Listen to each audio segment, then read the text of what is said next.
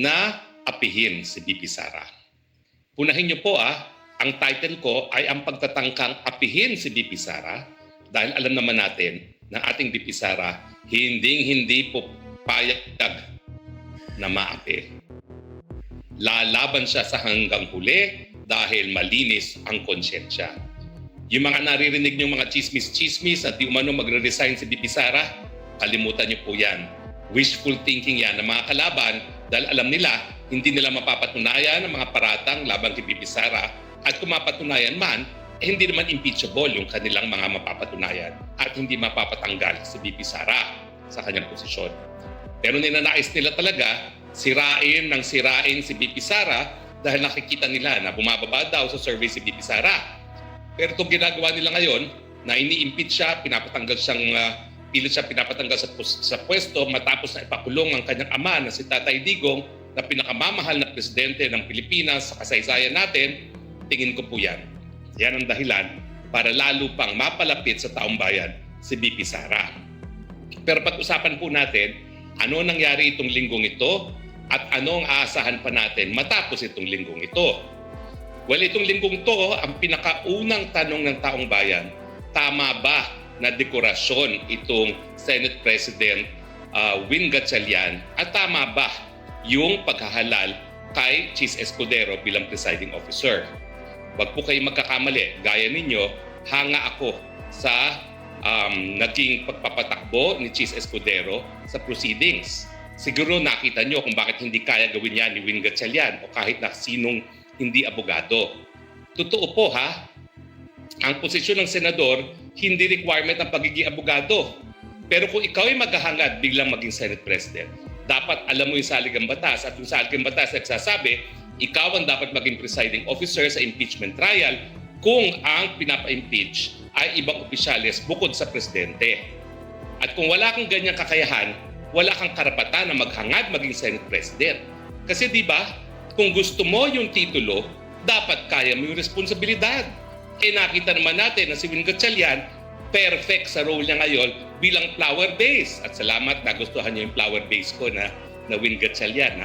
Mahigit 8 million na po ang nakakita niyan at nakagusto. Hindi po pwede na ikay maghahangad na maging Senate President at maging flower base. Pero siyempre, nakarating na sa hukuman, sa kataas-taasang hukuman, ang legalidad ng pagkakatalaga kay Chis Escudero bilang presiding officer. Dalawa po yung issue dyan. Unang-una, legal ba yung pagbabago ng rules of the Senate na inapruban noong June 3 nung walang quorum at sila ay nagsabi na po pwedeng maghalal ng iba pang presiding officer bukod sa Senate President para mag-preside sa impeachment trial ni VP Sara. Ang issue po dito, merong bang quorum nung panahon ng June 3 na 12 lang ang mga senador na pumasok at bumoto para baguhin ang kanilang rules? Siyempre po, ating paninindigan ay malinaw. Ang lengguwahe ng saligang batas ay malinaw. Kinakailangan, majority of all members of each house shall comprise a quorum. At yan po ay 13 sa Senado dahil 24 ang lahat ng miyembro at ang mayorya ay 12 plus 1. At dahil wala ngang 13 na bumoto ng mga panahon na yon, walang bisa yung kanilang pag-amenda sa Senate rules na po pwede na magtalaga ng iba pang presiding officer bukod sa Senate President. Dahil hanga naman tayo lahat sa naging performance so far itong linggo nito kay Chis Escudero.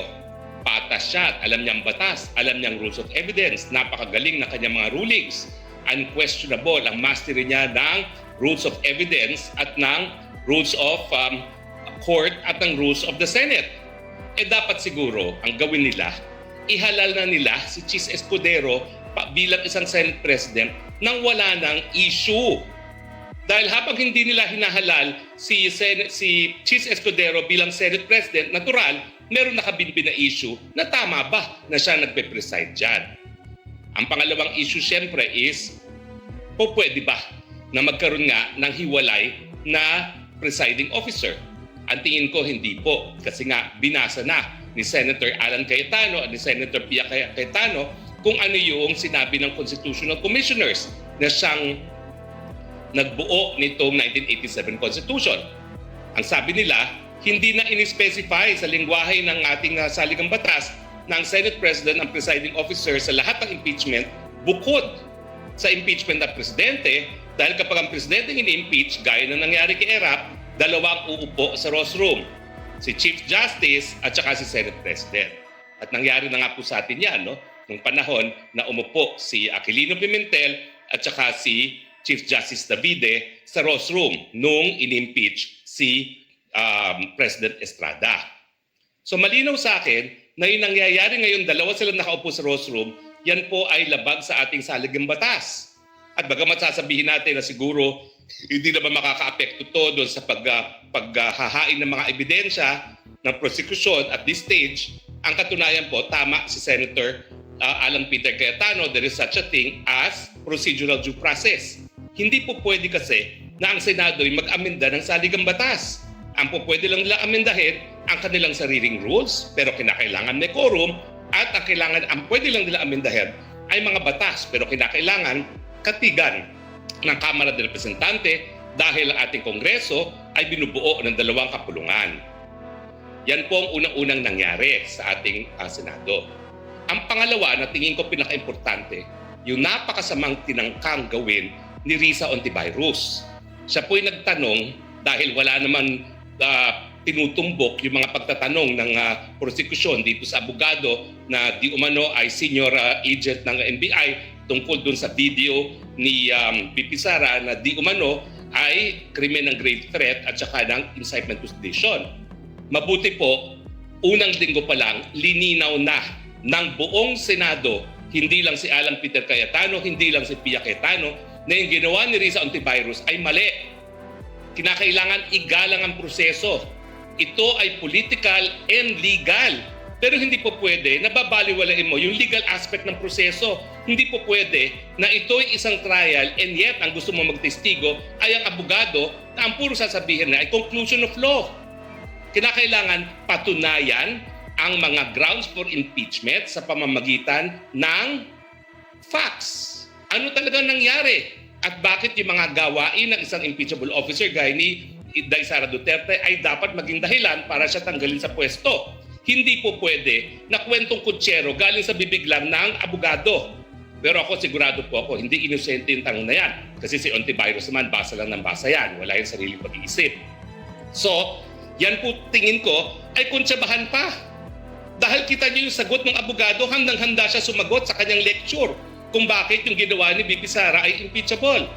Ang punto po dyan, at mabuti na lang, ang presiding officer na si Chis Escudero, si Alan Peter Cayetano at si Pia Cayetano ay tumayo, yan po ay konklusyon na dapat mga huwes lamang ang magdesisyon.